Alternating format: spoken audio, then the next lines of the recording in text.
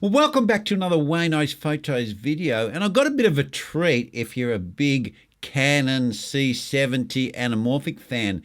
And I managed to snapple a secondhand C70.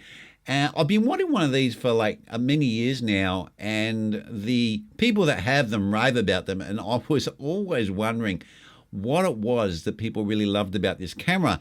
The only thing that really put me off was the Super 35 sensor, because there's not really that many RF lenses that are really wide for this camera, and it's a little bit of a Achilles heel for this camera.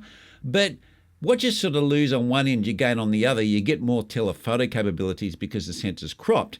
But Canon do also have this little speed booster, and it has actually some glass in the center of it.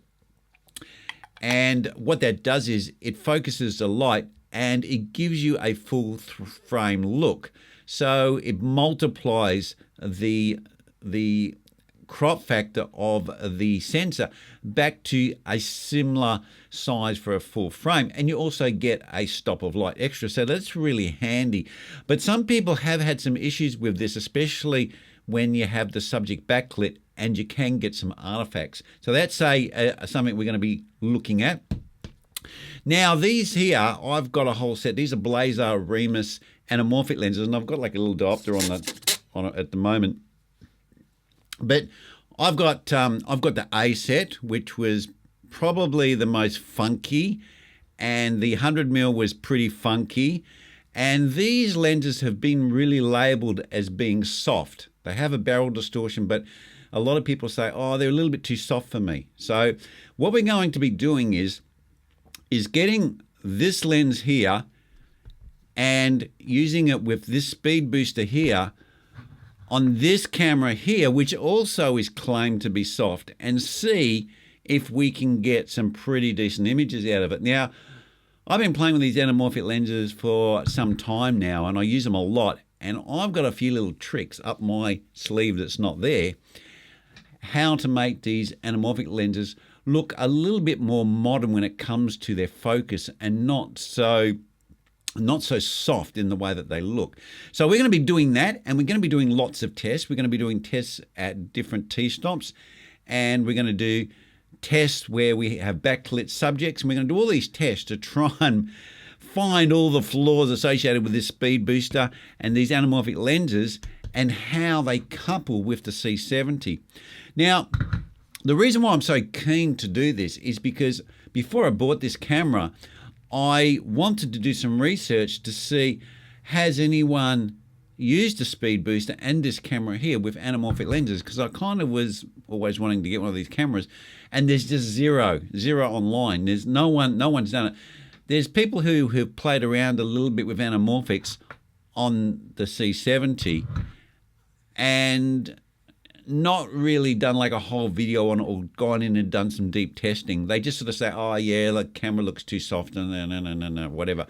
Well, I've just started using this camera, and from my first impressions of just doing a few shots is the 1080p is a little bit soft, but the 4K, especially in the HVEC, it's pretty damn sharp. I got no issues with it at all. It looks fine to me.